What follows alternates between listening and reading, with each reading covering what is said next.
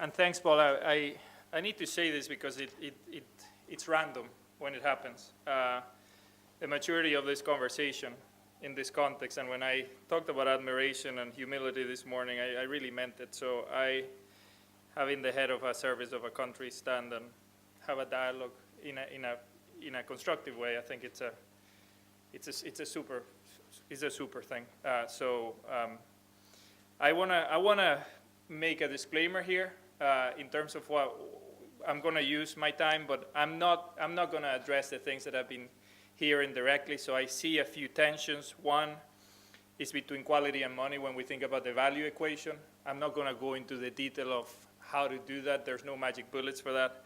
Another one is the tension between performance management, as we've known it historically in the NHS throughout the UK, and quality improvement approaches, which perhaps move at different rhythms and have different tensions that are inherent to them.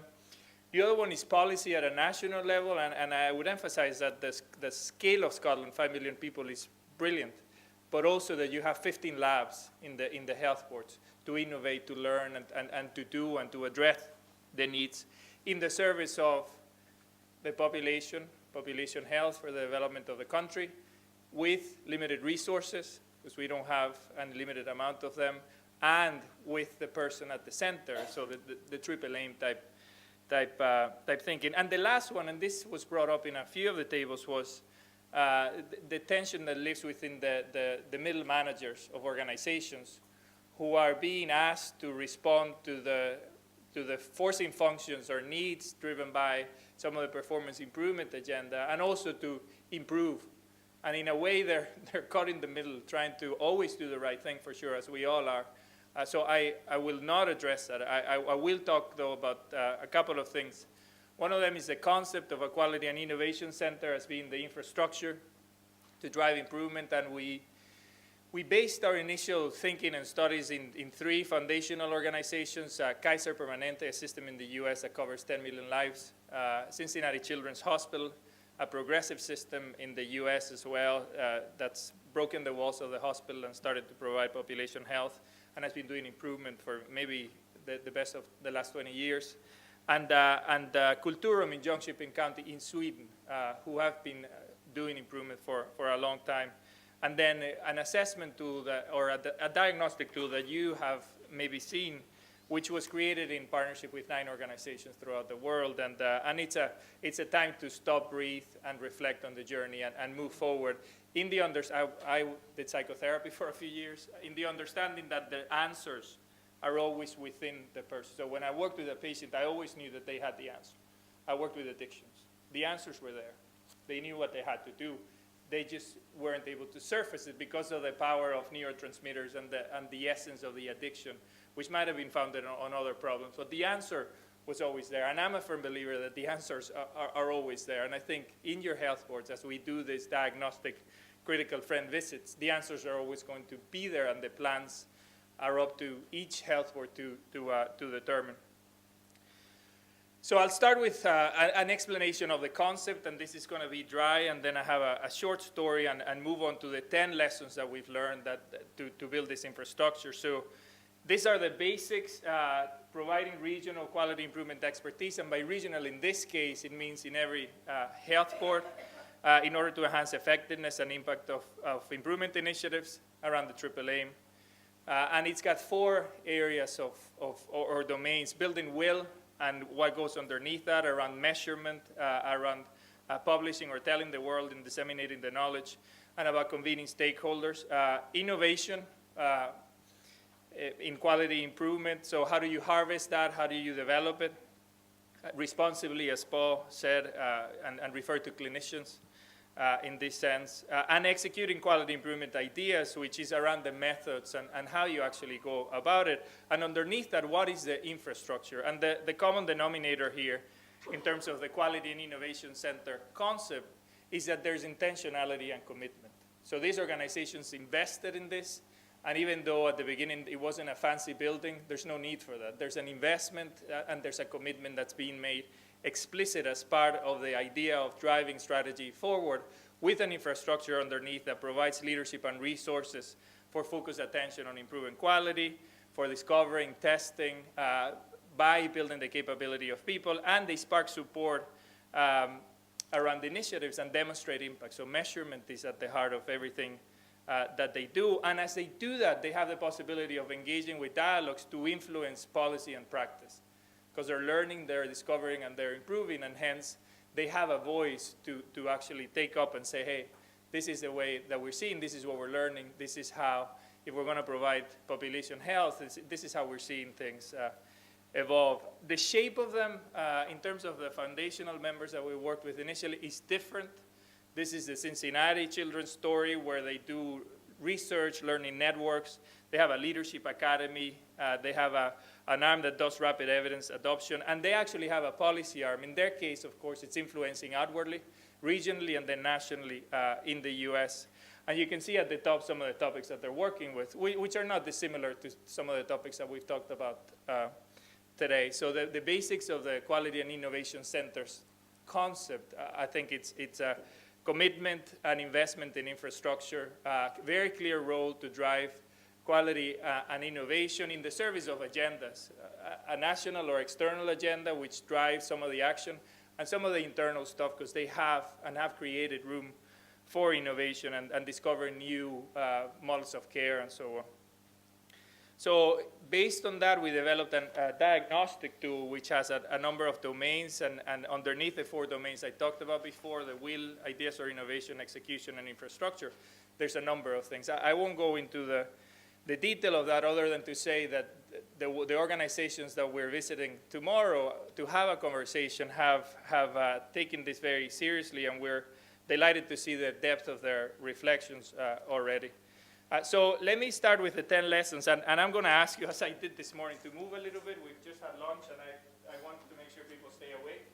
So if you can stand up for I promise it's going to be 120 seconds probably. And I'll go back to the constancy of purpose. Paul talked about person-centeredness, and that's huge for every one of these organizations. And as we talked about this morning, when we were not going into the north, but knowing that we all have a common north in the service of the population of Scotland, this is about the people that we serve. It really is about the people that we serve. So I'll offer you a story from one of these centers, just to emphasize that point. It's titled, "A Baby Needs His Mother and a Mother Needs Her Baby." The patient was in ICU, unconscious, and on a ventilator following a seizure and brain herniation from pregnancy-induced hypertension. Her baby was in the newborn nursery, so they were separated. I had just returned from a 3-day skin-to-skin bonding program. I brought her baby up to the ICU, unwrapped him, and removed his t-shirt. I lowered the patient's hospital gown and placed the baby skin-to-skin on her chest. Before I placed the baby on her chest, I called her by name and told her that her son was here. It was a good chance to put into practice what I had just heard. The baby spent several minutes lying cheek to chest. Several times he attempted to make eye contact with his mother, adjusting his position and trying to see her. But the ventilator tube always obstructed his view. After about 30 minutes, the baby had positioned himself on his mother's chest so that he was able to latch onto her breast and breastfeed successfully. As he suckled, his left hand was on the ventilator tube, pushing it ever so slightly to remove it from his line of sight to his mother's face. He gazed up at her lovingly. Several days later, the mother regained consciousness and was extubated. As I entered the room, I introduced myself. She stopped me mid-sentence. "I know who you are," she said. "You're the one who brought my baby to me. Until I felt him on my chest, I was unclear about where I was or what had happened. When I heard you say my baby was here and I felt him against my skin, I began to understand my situation. When I felt him latch onto my breast, I knew I had to fight to stay alive because my baby needs his mother." The hospital discharged mom and baby, and both are doing well. I knew the physical instinct between mothers and their babies is broad and powerful, but this particular interaction influenced my care. In this case, would the mother have survived without the sense that her baby was here?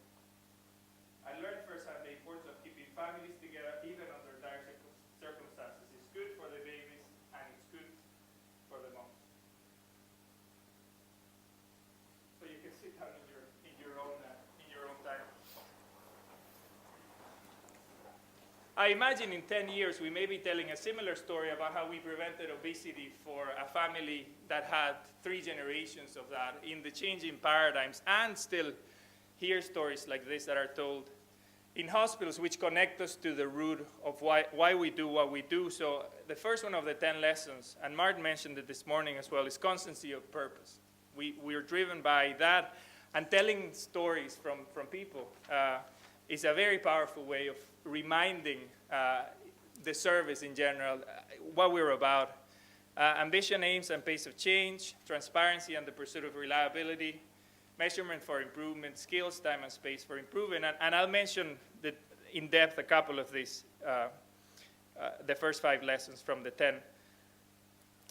In thinking about constancy of purpose and this story, and the stories that we've heard today, I came across a few years this book about drive, the surprising truth about what motivates us. And it's no surprise. One is having a purpose in life.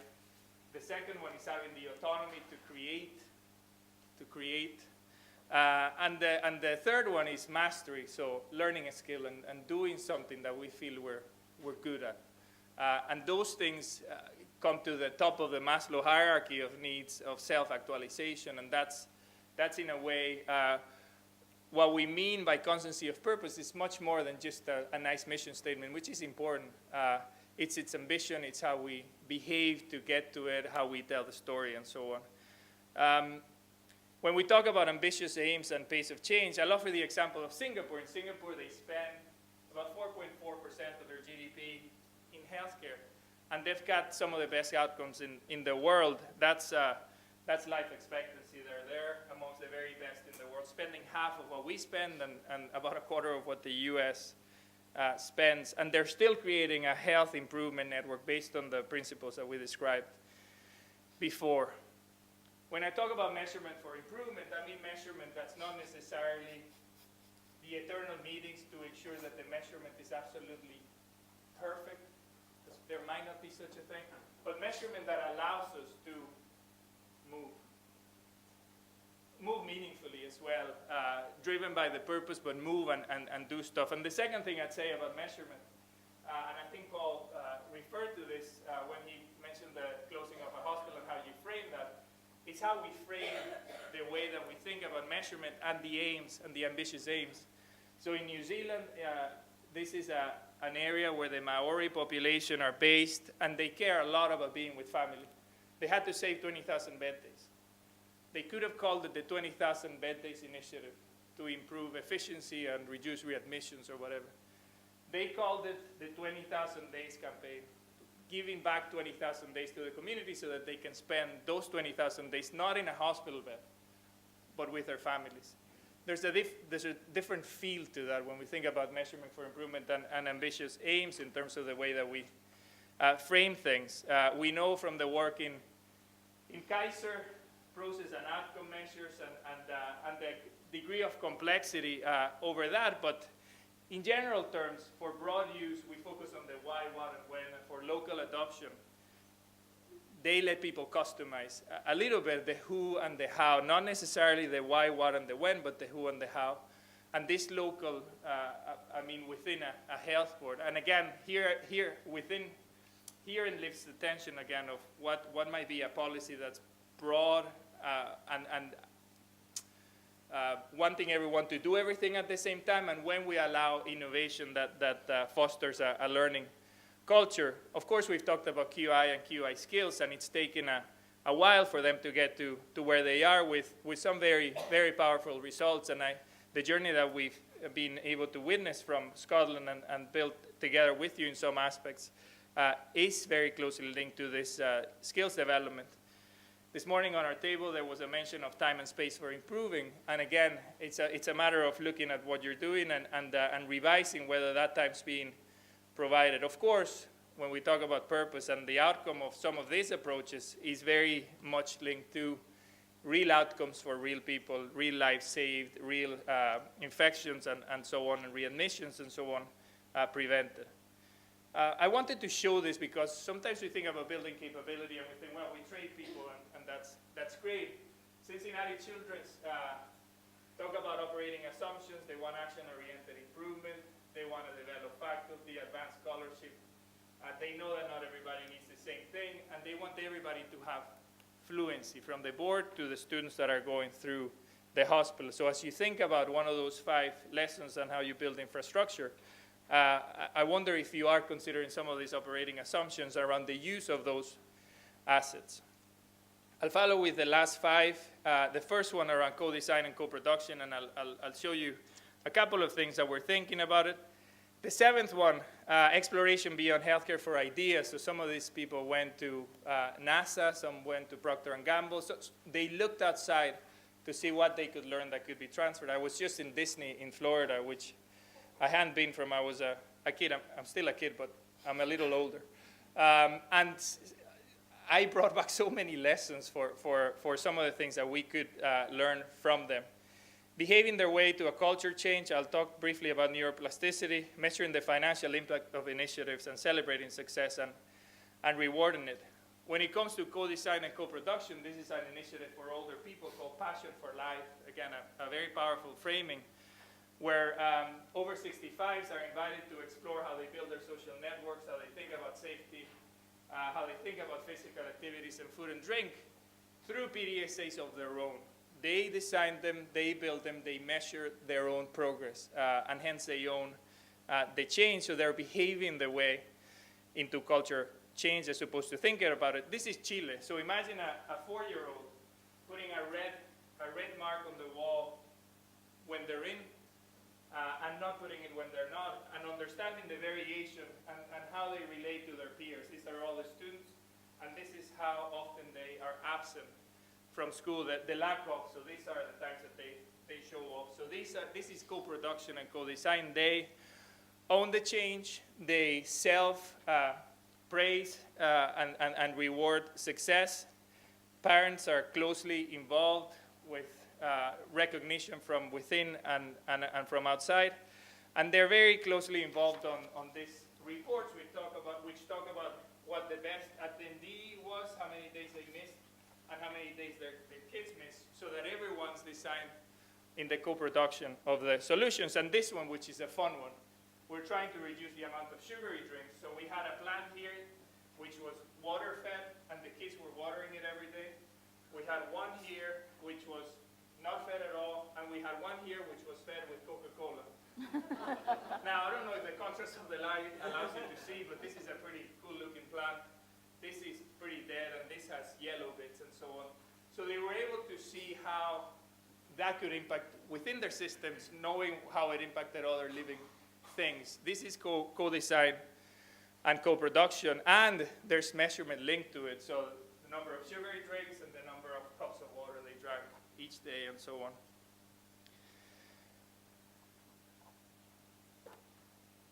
I'm going to jump over this slide. I just had a warning for time. I'd emphasize the business case question. We are learning about time-driven activity-based costing, but there are very good and comprehensive articles, one's from the Mayo Clinic in the US and the other one's from Kaiser Permanente, to understand the financial impact of some of the quality initiatives and some of the potential returns on investment that there might be over time. So I put those lessons up and emphasize here that there's an opportunity to think about how we learn locally as a quality and innovation center within each health board, how we learn nationally in combining some of those lessons in trying to address issues that may be similar in nature, and how we learn globally, because there are others doing this in other parts of the world that we know and that I'm sure you know many more that we may not. So building networks at those 3 levels, I think it's hugely important.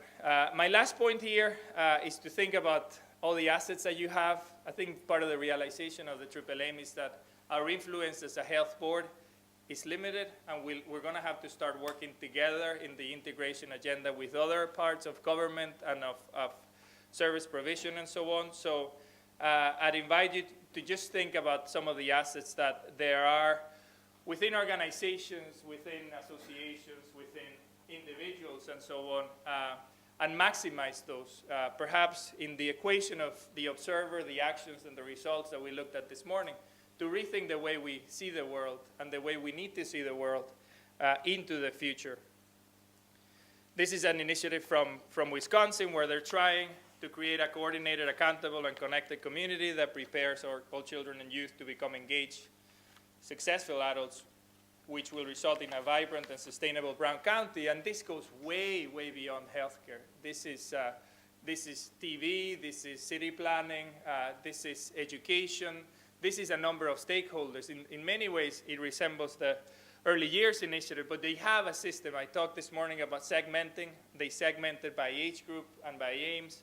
I talked about a leadership and governance infrastructure. They've created one with stakeholders from different levels and different places within their society. And they have very clear outcomes that they're trying to reach within each of those segments. So an example of the triple aim and asset mapping combined. I'll summary and finish we talked about the QIC and the basic concepts. We talked about some of the lessons around the how these organizations have achieved the results that they have. And I offered an invitation to think about assets in a slightly different and enhanced way. And I'll leave you with the same thing as I did this morning. I think the creations are there. I think if we keep Victor in our heads, the thought is, you have everything that you need to continue to make a huge difference for the population of Scotland. And I look forward to continuing to watch that progress as you move forward to achieving the triple aim. So thanks again for the opportunity of being here.